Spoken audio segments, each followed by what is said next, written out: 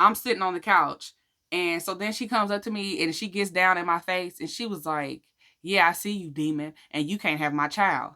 And immediately I was like, put my face in my lap. And then I was like, whoa, like, what was that?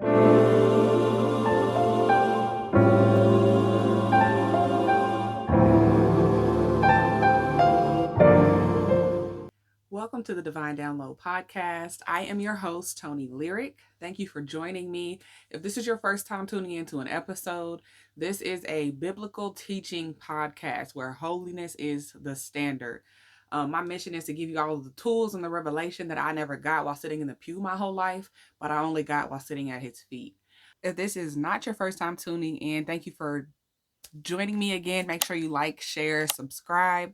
But just a disclaimer that this is a reboot and this is technically going to be episode number 1.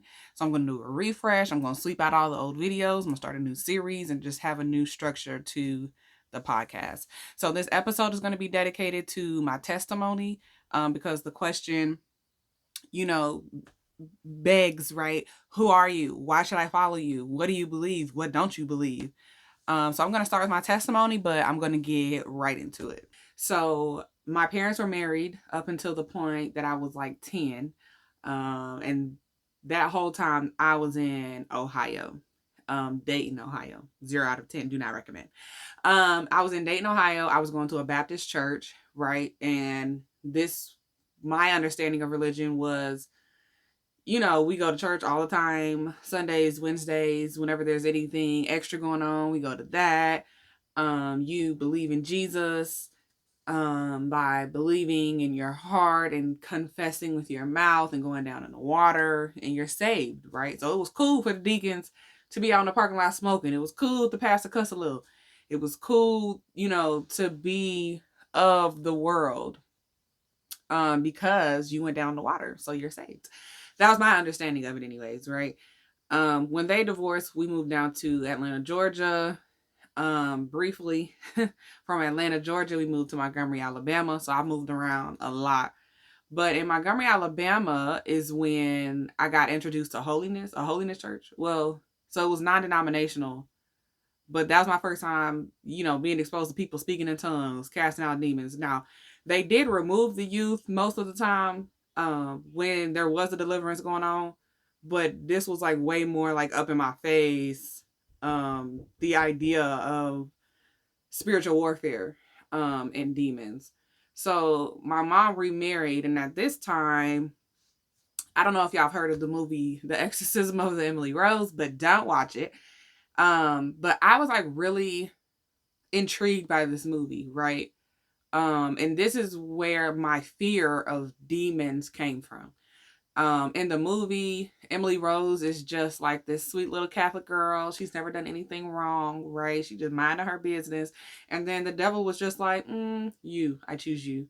And there was nothing she could do about it, right? It didn't matter how she felt, what she thought, Like, the demons took over and they destroyed her and they killed her. Right, she was doing Hail Marys. Her knees was bloody. She was scraping out the walls, like she done lost her nails from scraping out the walls, and they was bloody. She was eating bugs. She was out her mind. She was hollering and screaming. The little priest came over, tried to, do a little exorcism or whatever. Didn't work. Right, the devil was stronger. So this was my idea of what it meant to be, and the coin that they used was possessed. Right, so I had a fear because of Hollywood of the demonic. As I'm really intrigued by this movie, my stepfather at the time, something was going on with me, and I'm like, it's just something back to back to back, and he was like, you're under demonic attack, and I was like, and from what I understood, hearing that I was under demonic attack meant that I was Emily Rose. Okay, tag, you're it. I choose you. I'm gonna kill you. And so I was boohoo crying. I was like, I don't want to die, essentially, because I did not. And he was like, no, it ain't what I mean, whatever. But that just speaks to the level of fear that I had about the enemy. So fast forward, we ended up moving back to Ohio. When we left Montgomery, my oldest sibling got to stay in Montgomery because she was like in the middle of her junior year, and my mom wanted her to be able to graduate with people or at the class that she knew. So when I moved back to Ohio, I actually moved back with my god sister, who I met, and she became my god sister all while we were staying in Alabama. And so she moved with us. It was just me and her. And so we moved back to Dayton, Ohio. We moved to the West End. We was in the hood. We never had to be in the hood before. um, we had a level of bougetto going on. While we were in Alabama, I really got into gangs, Crip to be specific. So there was this bullying aspect. It kind of started in Ohio with one of my older sister's friends, where I just really felt like I couldn't defend myself. And then when I moved to Alabama, there was this girl, because there's always just an issue that I've had with females, about them just not liking me because, one, I mean, you're the new girl. Guys like you, guys that they like you, even if you don't like them back, even if you don't know who they are. And so this one girl specifically just did not like me for Nathan. Like, it wasn't nothing that I said, did. It wasn't any offense done to her, right? It was really an insecurity within herself. But she was known as the girl who, won all her fights, and, oh, she's a girl you don't want to mess with and whatever. She had a pair of scissors in her hand one day, and we were in the same class, and she was sitting behind me, and she was just talking about how she didn't like me. And she was like, "Say something, I'll stab you with these scissors right now." And like, she actually had a track record of like doing things like that. And so I was just high key confused and like overwhelmed. And I came from this like was very sheltered. I came from this very sheltered place to all of this exposure of anger and violence and ratchetness and ghetto ness. And I was really overwhelmed because like it was a crash course immediately. But it also kind of compounded with my previous situation and feeling like I couldn't defend myself, right? And so I really just came to a place where I realized that, I mean, gangs are really big and really like heavy in Montgomery, but I realized that the people who were in gangs, male or female, like, they had a level of respect, right? They had a level of authority that they moved with, and like people didn't fool with them and they didn't mess with them. And I not only didn't want people to like leave me alone, right, and not mess with me, but the level of authority though, right? When you tell somebody to move, they need to move. Like, and if they don't move, there's consequences and repercussions. Like that, I wanted that level of authority or whatever. And so gangs started piquing my interest to the point that I joined one, to the point that I didn't just join Crip, like I was Crip. Like, it was a part of my identity. And so, with my dad and my mom getting divorced, and I was really a daddy's girl. And when they divorced and we moved to Georgia, he just kind of fell off, and he became like non existent for real in my life. And I really had like this protection wound within myself where I felt like my idea was that if anything ever happened, my dad would protect me. Then my dad was gone. And so I really just had this whole thing of trying to fill that void of being protected. Because it's even a moment like, even with my mom getting involved in the school, calling her, and like, everybody was on my side, but like, playing police games and or switch classes, and like it's no way to like truly protect yourself, right? Because there's still the hallways, there's still after school when you get on the bus, like there's always gonna be a way, right? And the way that it was just when it's handled in that way, one, where you're not defending yourself, two, when the adults are supposed to be defending you but they can't cover you for real 100%. I think my daddy just probably would have been like, first of all, you need to clock her. I don't know, but he's big on like, don't let nobody punk you, first of all. And so I think it would have been different if he was there, but also I was really in a place where I really just had to do it myself. And so that, trying to protect myself and coupling it with the desire, um the fascination of authority, is what really um shoved me into like gang life. It started out as curiosity, but I mean, it very quickly became me. I had started stealing, and not because theft was enjoyable, but it was a means to an end. It was a means for me to get money. It was a means for me to get what I wanted. And we weren't, financially able to do or get all of the things that I wanted at the time. So when I moved to Ohio, I was really thuggish, ruggish. I was really like, I had started smoking at like 13. And it it picked up very heavily, very quickly. And so like I was a full on smoker. So like me stealing, me being in a gang, me smoking, it became who I was. I identified with those things as those things. And so when I got to Ohio, this is now who I am, right? And the South is very much different from the North, and Dayton, Ohio specifically is just very much trash. Okay, I we started back at this school. It wasn't a school that I had ever been to. It was on the West End. We met a couple of people. My sister was very flirtatious or whatever, and she was really interested in this guy, and he invited us over. And my mama, we asked her, could we go? She said yes. She was like, I'll take you after I pick y'all up from the mall. So she dropped us off at the mall. This was our first time ever going to this mall in this state, in this area. And we were like, oh, we need some swimsuits. Summer's coming up. We need some swimsuits. And we can't ask to buy swimsuits because we had just moved and we were starting over. And we knew that there was a financial strain at the time. So at this point, anything that we wanted in our minds, we had to steal it. We couldn't ask for it. And so we go to the mall. Okay, we're going to get swimsuits.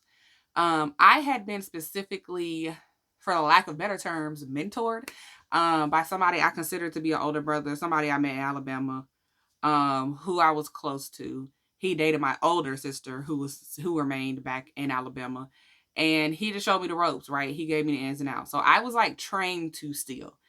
My god sister was not. And so when we went to this mall, I was taking all of the precautions to make sure that I didn't get caught. And yet she snatched something off the rack, threw it in my bag that was on my back because I had a little toddler like backpack. The little mini backpacks used to be like a fad at the time. And she just shoved it in my bag. And I was like, what are you doing? But I was like, Mayday, Mayday, right? So let's just get out of here. So we leave the store and we're walking towards the food court. And lo and behold, we get stopped by this security officer and they called the police. And they put us in the back of a police car and took us to a holding cell and called my mama. My mama got there. We heard her before we saw her. We was like, oh, Lord, here we go, child.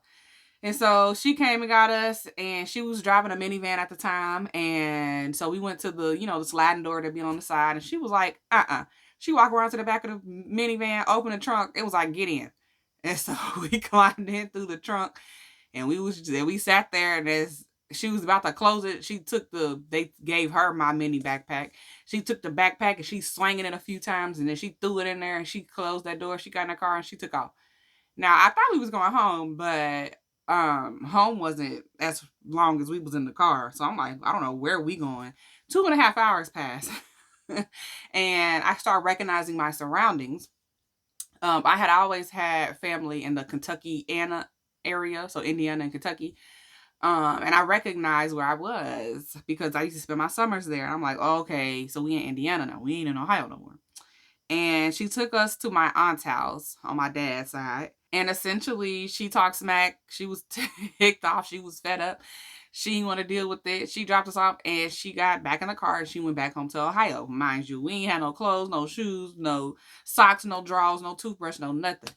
And so my aunt gave us a change of clothes and she had some extra toothbrushes. But essentially, the name of the game for however long we was going to be there, because we don't even know how long we going to be there, was to rotate this change of clothes that she gave us and the clothes that we came in, and just to be constantly. And I was like, this is for the birds. And so my aunt wasn't really strict. I didn't really feel like I was on punishment.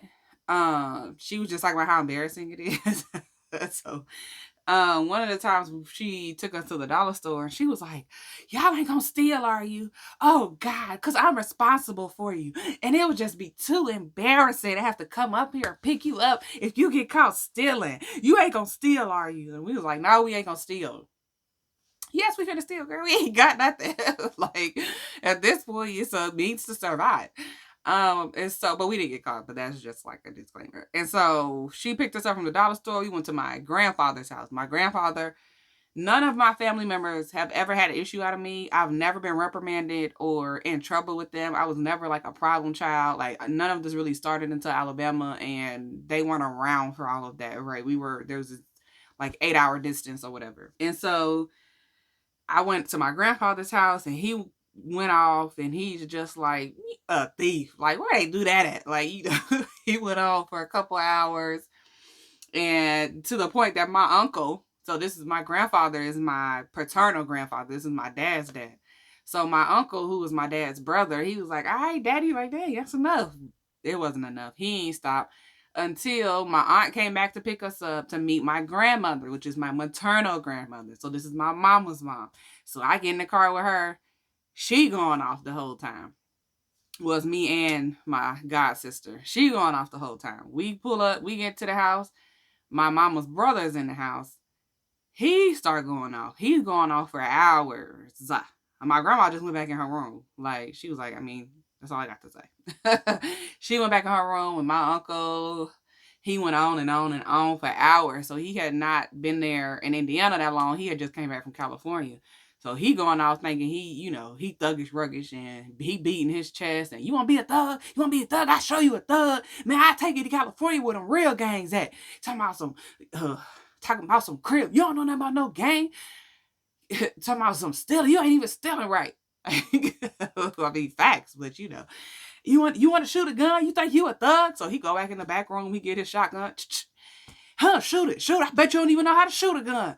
Like, he was going on and on and on for literally hours, to the point that his baby mama, so they got 3 kids together, my cousins, she comes out and she's like, okay, enough. Like, don't you think that and that just fired him up, honey. Like, she made it worse. And I was like, girl, I feel like we probably was on the tail end of that before you open your mouth and say something. So then he started back up for another long period of time, right? And I'm just like, mentally exhausted at this point. Everybody and their mama is going off, literally. Everybody and their mama is going off on me. I've always been the type that if I was ever in trouble, like, my dad raised me like high key strict, not strict, but like disciplined, right? And that there is no disrespect. So if I ever got in trouble, nowadays kids feel like they got to voice their opinion and they should have a right to say X, Y, and Z, but like that wasn't the case and the way that my father was raising me. And so if I ever got in trouble, I was always quiet. I knew not to turn my face up. Don't make no facial expressions. Don't say nothing. You accept what you're getting and you tolerate it until they release you back into your freedom. And so just because it wasn't my parents going off on me, the same thing applied, right? My god sister, not so much. She had an attitude on her face and in her tone, right? So she's like annoyed, which big facts, but like, girl, keep it cute, keep it together. And my uncle was like, you got something to say? So now she like, gassing him up for real. She was like, no, but can you get out of my face? And I was just like, I really want this to stop. And it wasn't stopping. And so then my mama shows up. So now they tag teaming, right? So he falls back a little bit. I'm sure he's probably fatigued from all the hollering he was doing. And now she's going off and she's doing it. And she had previously, I had been like laughing at stuff and little stuff that I would say. It would be about stuff that was really like vulgar or gruesome. Like if somebody was fighting and they got their jaw broke, I would that's like, it was funny to me. And she would just like, she said one time, she was like, you are so evil. And I was like, excuse me. Like, it really stuck with me when I was high key offended by that. So to piggyback off that, now that she's in my face and both of our faces, and she's going off, and she was like, yeah, with all them demons in her mind. And I was like, I ain't got no demons. You got demons. I ain't say that out loud, obviously, but because you keep your your same stale posture, stale face. Don't say nothing. Give no implication of emotion. But in my mind, I was like, girl, bye. I ain't got no demons. You got demons. She's pacing the floor. She's going back and forth. I'm sitting on the couch. And so then she comes up to me and she gets down in my face and she was like, yeah, I see you, demon, and you can't have my child. And immediately I was like, with my face in my lap. And then I was like, whoa, like, what was that? But at the same time, like I felt like I had like to vomit, but it was like this force in my chest, and I just kept sitting there like I had tightened up. Everything about me was tight, and I kept doing this with my hands and with my feet. And my uncle was like, "What, girl? Don't you be, don't you be disrespecting your mama? Don't you be yelling?" And she was like, "Nah, that's some demons coming out."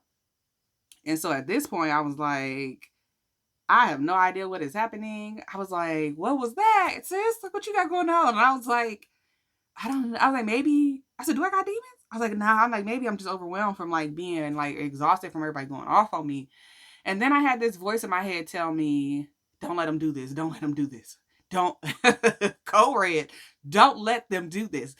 Just go run out in the street when a car is coming and get hit by a car. Then they'll have to take you to the hospital. Then all of this will be over.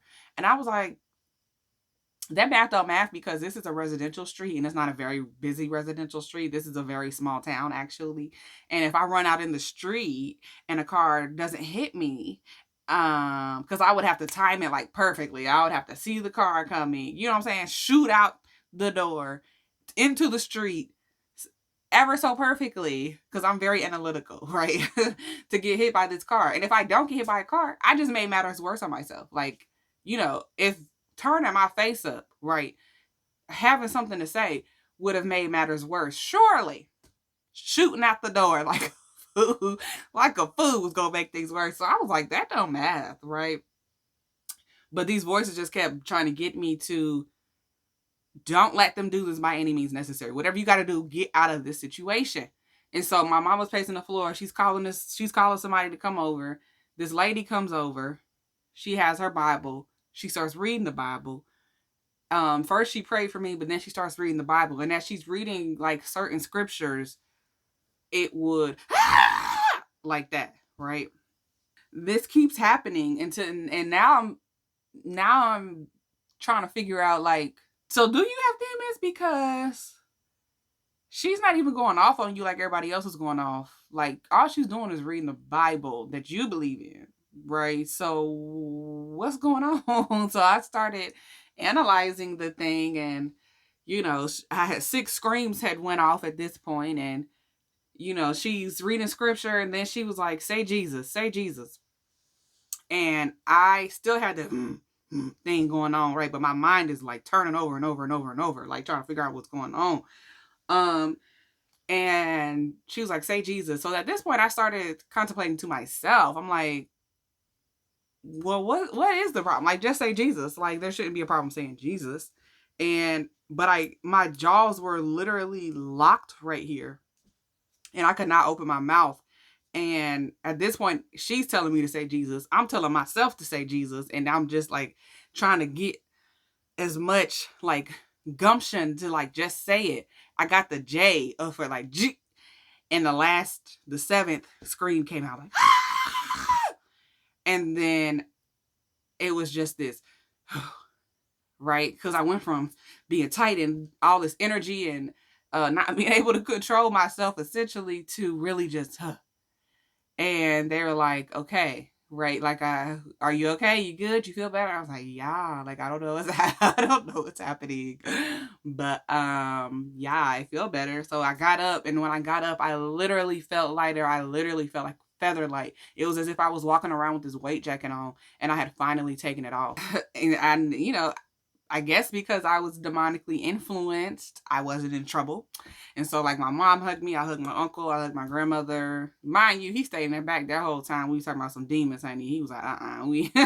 I can go off and I can check a child, but you start talking about demons, get me out of here. And so I went back home. Me and my god sister went back home. So this whole time, the first scream that I had, my mom removed my god sister, and put her in the kitchen because we were in the living room. And so she was in there the whole time all of this was going on. But, once everything wrapped up, everything finished, we all went back to Ohio. So Since we were back in Ohio, we were back at the Baptist church that I had originally been going to. And so I met with the pastor a couple times. The first time it was a group of people, they prayed. And, I really just didn't have a desire to smoke. I didn't have a desire to do, the gangbang thing. I didn't have a desire to steal. Like, I was really off that. So whenever I would go out with my god sister and like our friends and stuff like that, and they would offer me to smoke, I would be like, "Nah, I'm cool." So like I was really cool for like a month, and I was really like proud of myself, like and I felt better, right? My mother has this thing about letting the whole household know when she have attitude, and so the kitchen was dirty or whatever, and she was mad about the kitchen, and she had an attitude, and then my sister got an attitude, and we see how her attitude was, right? And so they got into it basically. Like she said something slick, and my mama was like, "You got something to say?" And she was like, you don't ask her if she got some. Don't ask her if she got something to say because, child, it don't be going well. So they got into it, and she ended up sending her back to her biological mother. Her biological mother had at that point moved to New Mexico. So she got rid of her, and now I was by myself. And I'm like, this is a lot. Like, this is too much going on. I felt like my only option was to smoke. Like, I felt like that was my only outlet. I felt like it was the only thing that would really take the edge off. And so I remember the first time I smoked, man, it was heavy. It was intense. Like, I didn't consider it convicting at the time, but it was. And I was like, I felt really bad about it. Like, this is not a good decision. But I felt like I didn't have a choice. And so eventually I just disregarded the whole thing or whatever. And I started back smoking. Since I'm by myself and since I don't have any money, I can't ask my mama to take me out to this place by myself, so I could go do what I did to make money or whatever, which ain't really making money, but get money. And so I didn't really have a means to supply me smoking. So I would just I could get blacks or whatever because those was cheap. And then the corner store didn't ID you if you looked old enough. And I was 5'9". I've been 5'9" since I was like in 6th grade. And at this point I was like 15 and like kind of shapely or whatever. So they didn't never ID me. And blacks at the time I think was like 50 cents, 75 cents. So I could get blacks and I would just, go walking around the neighborhood and get a black and just smoke. And, if I ever did run into people from school or people that I knew and they were like, "Oh yeah, come smoke," as a female, you can smoke a lot for free with dudes. And so that's what I did. But one time I was on the phone with my god sister because we stayed in contact. And I ran into this dude. He was short. He was calling after me, and I was trying to ignore him, but he kept on. He was short. He was dark skinned. He had his shirt off. He was all cut or whatever, but I like really wasn't interested. But then he was like, "I mean, what's up? I ain't never seen you around this neighborhood before." Da, da, da, da. I'm like, "Yeah," or whatever. And I'm still on the phone with my sister, like, and he was like, "Where you from?" And I'm like, "Oh, I moved here from Alabama." And he was like, "Oh, I'm from Atlanta." So now we talking about the South and like how good the South is and how trash the North, or not even the North, Ohio is. And he said he was just visiting and he wasn't gonna be there that long. Which, why would you ask me if you ain't seen me if you was just visiting? But anyways, child. He was just, we had really like connected off of the fact that I was really one, I never wanted to leave Alabama, but two, that I was really missing the South. Three, I was by myself and I felt this like loneliness, and he really like spoke to that. And then he was like, "Yeah, man, tonight we gonna kick it in, we smoking or whatever, you should come out," and da da da da. So we exchanged numbers. So that night, mind you, I have never been out by myself. Me and my sister have like this rule of thumb, or all of us, like, because I have more than just my god sister, but we all have a rule of thumb: when you go do something, don't go do that by yourself. Girls, don't go alone. That is the bottom line. And so I had never stepped out by myself, but he called me that night and the whole household was asleep. So I was like, it's right around the corner. It's in the same neighborhood. So like, worst case scenario, I had planned my out. I can just run off and run home, right? And so I went over there, and I had just got out of this like long-term relationship because I had a boyfriend who was in Alabama. We were long distance, but he had this anger issue and this jealousy issue, and it was too much. And so we had just ended things. And so this is going to be my first time entertaining somebody, being outside of a relationship. And so, I was like, okay, started feeling myself or whatever. We went over there. I went over there, and he had like this side door on the side of his house.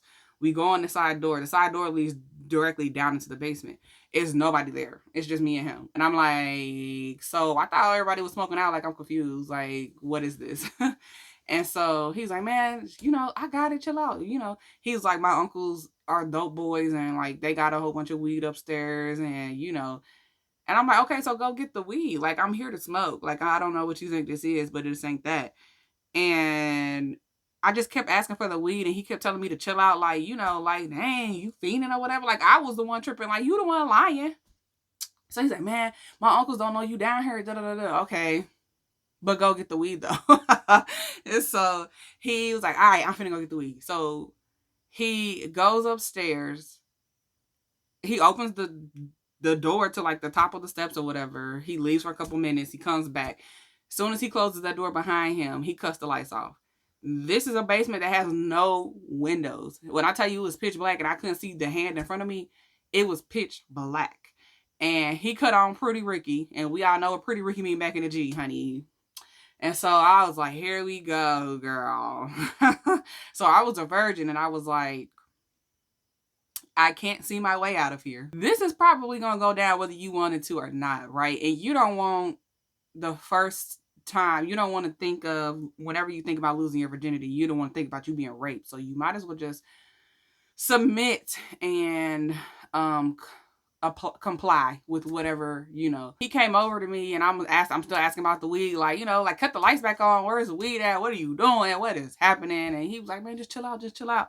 And so he starts trying to take my pants off, and at this point I'm just like, just comply, right? So he was very aggressive, and he either didn't know or didn't care that I was a virgin, but he kept trying to like snatch me and put me in a position to like how he wanted me, and stop running and all this other stuff. And so he finished very quickly. I felt like at the time I remember thinking like, oh, God spared me, because it was over pretty quick.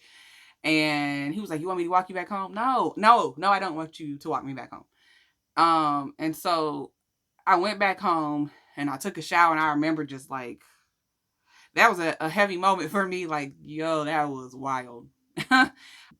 Later that week, he called me the next day, and I'm like, I had, in an attempt to like remedy this and rectify this in my mind, because I don't know his name. I'm sitting here thinking like, I don't even know this man. I don't know nothing about him. I don't know how old he is. I don't know his real name, because his name is Slim. Like, I don't know his real name. I don't know his last name. I don't know his people.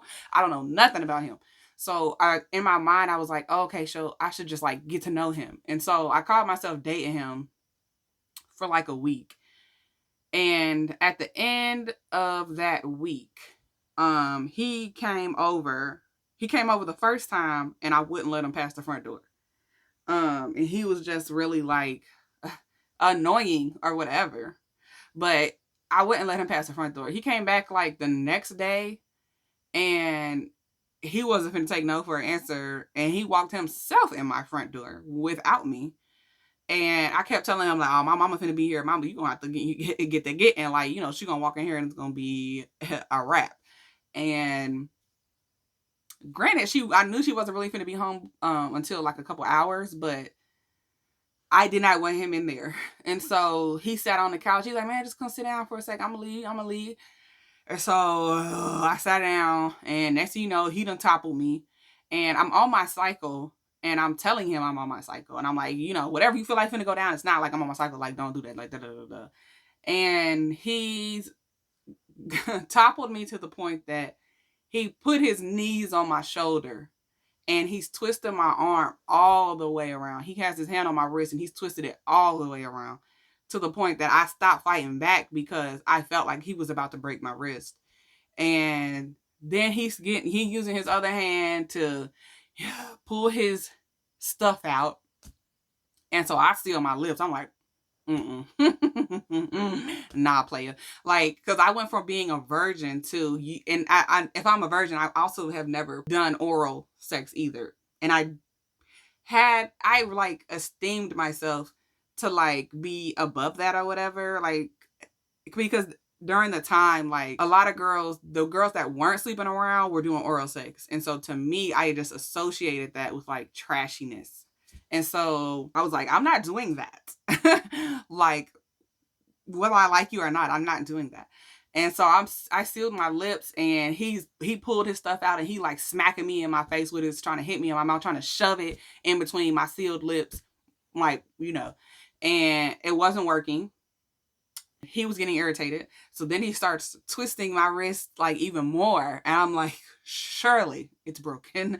And I screamed out in pain, thus my mouth opened, and he took the opportunity that he could. And then I'm like twisting my head, like, and I'm like, my mama finna be here. My mama finna be here. Like, you gotta go. Come on. Let's, like, like I was telling him whatever he wanted to hear. I'm like, listen, as soon as I get off my cycle, like, I'm a call you. Like, it's whatever. Like, trying to tell him whatever he wanted to hear just to get rid of him. And like, he would not he wouldn't go until like I really made it like, okay, I hear her pulling up, like, you got to get in. And so he finally left, and he was like, he was laughing like everything was smooth, bro. I was ready to take this Negro out of her. And so he left. He didn't call me for a week. That weekend he called, and he was like, he wasn't talking about nothing about like trying to see, oh yeah, got my partners, we finna smoke out, da da da da. He has somebody with him. There's a lot of noise in the background. He got somebody with him, and he's like the weed man, and he confirms, like, I know I've lied a couple other times, but now I got the weed man on the phone. The weed man's like, yeah, for sure, I got you. We gonna smoke you out. Now, I had already had plans to go meet with this other dude. He was in his 30s, mind you, but we had got cool. I met him in the neighborhood as well. One time we was walking. He didn't actually live in the neighborhood though. He was driving and he passed us. He's in his 30s. He said he was Crip too. He said he wasn't from Dayton, Ohio. And, we bonded on that thing, right? That whole people that I was connecting with, it was speaking to something that I, was missing or whatever. And so he really was the weed man, right? He had smoked me out plenty of times before. He had never tried nothing. We had smoked out plenty of times when it was me and my god sister. So, like, to me, there was no red flags with him. So I had already planned to go meet with him that night. I was gonna stop by and smoke with them too on my way to him. So I leave the house. I walk around to where they at. They at a different house. And when I get up there, there's like a few people standing outside. He's like, yeah, they in there smoking. And that's when I found out that Slim didn't even smoke. He was like, man, I don't even smoke. Like, I set this up for you. He meant what he said. I walk up to the door. First of all, this is a bando. Like, you can't tell from the outside, but then when you walk up to the door, like, this house is completely empty and raggedy looking. And there's a whole bunch of dudes standing around one dirty mattress on the floor. So I was like, oh, my mama calling me. Hold on. So I ran off to the sidewalk like my mama was calling me, and I called the dude that I was finna go smoke with anyways. I'm like, please come swoop me. This man is trying to set me up, bro. They like, man, what's up, man? Come on. I said, my mama on the phone. Be quiet. Like, you know what I'm saying? I was really seen. I was like, listen, we on Broadway today, honey. You got to get up out of here. And he came and got me. He came and got me pretty quickly. And I was venting to him, and I was talking to him in the car, and I'm like, they tried to set me up. They're on a train on me, bro. Like, they was really finna rape me, like, multiple people. Like, that's crazy. And he was like, hey, you gotta be careful like for stuff like that, man. That's common out here, man. These dudes thirsty and like really gassing it up or whatever. We went to this other place that I hadn't been to before with him, but I mean, we was the only ones there, and the lights was on. He got the TV on. We was watching a movie. He was rolling up back to back to back. It was like by the fifth blunt, I couldn't keep up. I was like, I had tapped out. I mean, I hadn't been that high, and mind you, I was a heavy smoker. And I don't know if this was demonic. I don't know if it's just the weed was so potent. I don't know if it was a combination of the potency plus it was late and I may had already like have been tired or whatever. But I clocked out. And when I came back to because he kept like touching my thigh. He was like, I can't touch you like that. I can't touch you like that. And I kept moving his hand, but I couldn't talk. And I kept like, I slipped back out. The lights was on, the TV was on. I got to keep setting up the scene. The lights was on, the TV was on. And then the next time I came to, it's because he was trying to shove himself into me. And I jumped up like, and he was like, chill out. Like, it's just a penis. Sir! Like, I was at the end of my cycle, because mind you, I was at the beginning of my cycle when Slim tried to break my wrist and force me to give him oral sex. by the end of this same cycle, like all this is within a week, child. When I came to, and he was like, chill out, like what's going on? Like, first of all, sir. So my pants was down. I still had my feminine product in my underwear. So I definitely was not like at all conscious, because I would never. Hello, like talk about going from a virgin to this sheer embarrassment, mortal, like mortified. I jumped up and I seen that my pants was down and that my feminine product was out, but I was so still high, like I slipped back into unconsciousness. And when I came back to, because I kept trying to, like, my mind was still somewhat there, and I kept trying to make myself wake up. I couldn't get my mind and my body to like come together. And so when I came back to, he was having sex with my limp or lifeless body. I slipped back out of consciousness, and then he like knocked me or whatever and was like, "You want a towel to clean up? Like, you dirty." uh, do you want a towel to clean up or whatever? And I don't even think I responded. I don't know, but he went upstairs. And when he went upstairs, I used that to like try to really shake myself. I was touching my eyes. I was like, really trying to, I tried to get my pants up. I was like really trying to get myself together. I don't know how much time passed, but time passed. He came back downstairs. He was like, "You ready to go?" I was like, I'm still standing up. I'm like, mm-hmm. So we go out, we get in the car. I'm knocked on the window the whole time. He stops at McDonald's to get himself something to eat, and he was like, "You want something?" By this time, it's breakfast. I'm like, "Of course I want something. I got the munchies." So he got me something to eat.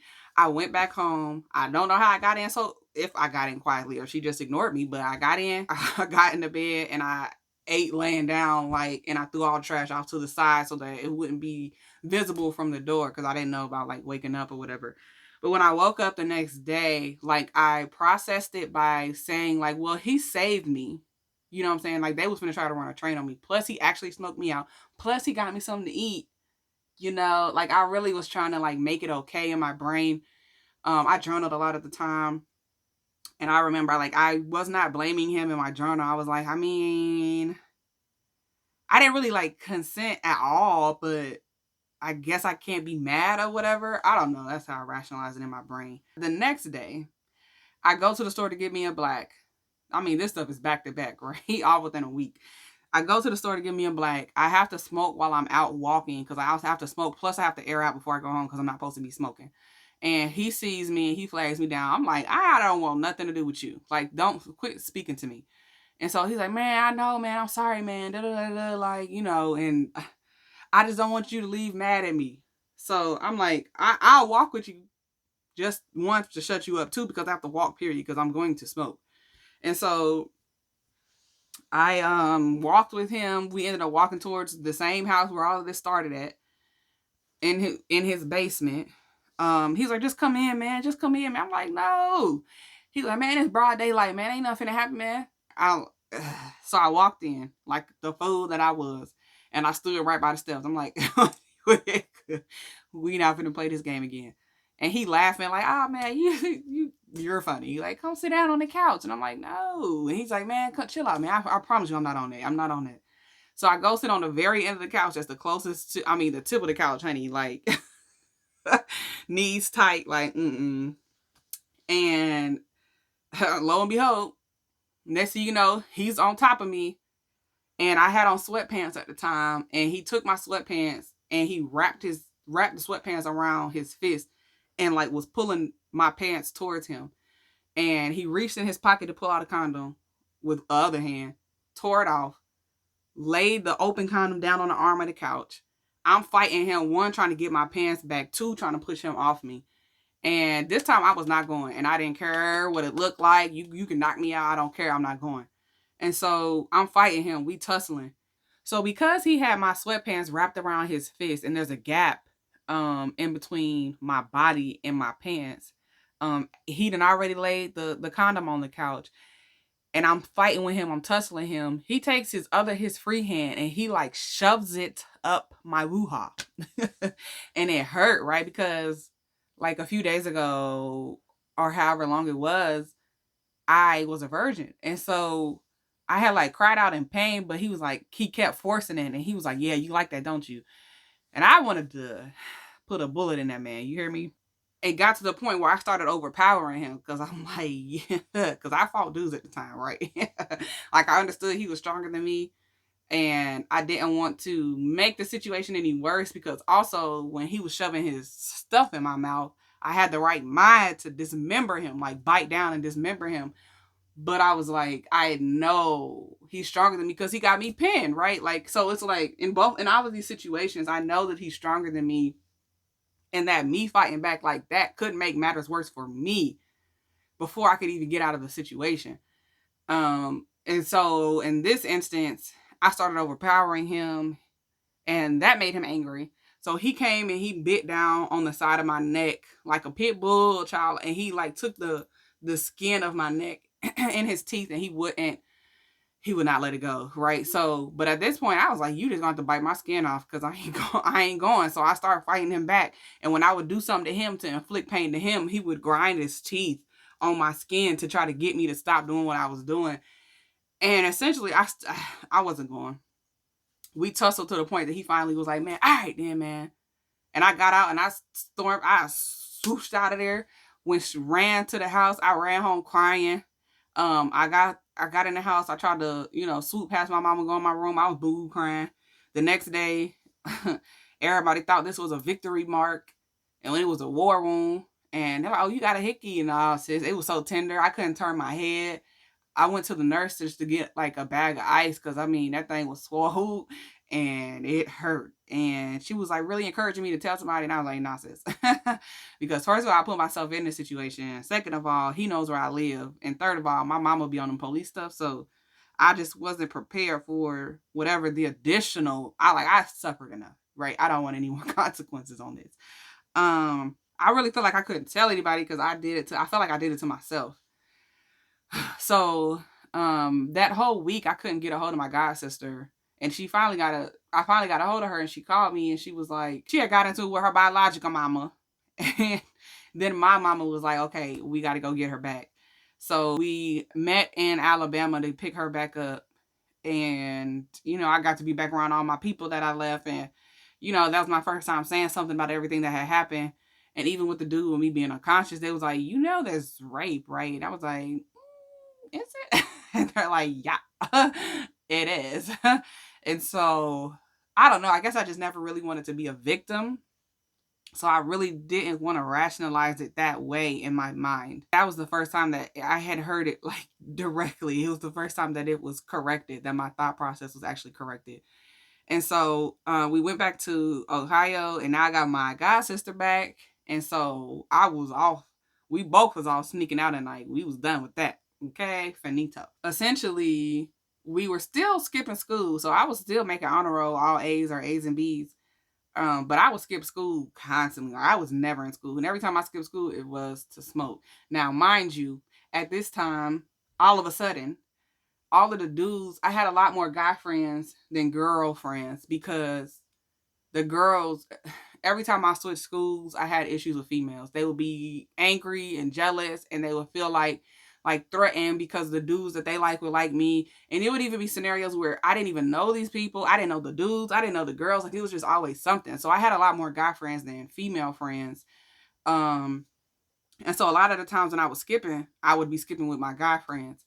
And it just seemed like after all of these sexual assaults happened, like I went from being a virgin to like one full week of like sexual torment.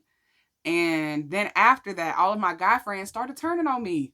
Like we would be cool, chilling, go off, smoke, and then they would be like, "Yeah, man," and tell me all the things that they want to do to me, the things that they imagine me doing to them, and all the, just it just went completely sexual. And at that point, I was like, "Man, I high key feel like a piece of meat. I don't feel valued as a person or as a woman." I got completely repulsed and turned off by men altogether. Now, I wasn't attracted to women either, but at the same time, that's that kind of mindset where that opens you up to that. But I was cool on everybody. I mean, every time I turned around, somebody was hitting on me. It's like the first time exposed me or triggered a way of dominoes after that. So one time we were skipping school, and we went to this corner store that was right by the school, and there was these two dudes there. And one of the dudes was interested in my sister, and the other dude, he was cute or whatever. My brain, I was like, oh, he's attractive, but like at the same time that I was like, I thought he was attractive, somebody else was hitting on me, bro. So we never spoke for real. He didn't speak a lot at all in that setting, and we didn't exchange numbers or nothing like that. But my sister exchanged numbers with the other dude, and apparently they were brothers. So tune in to part 2.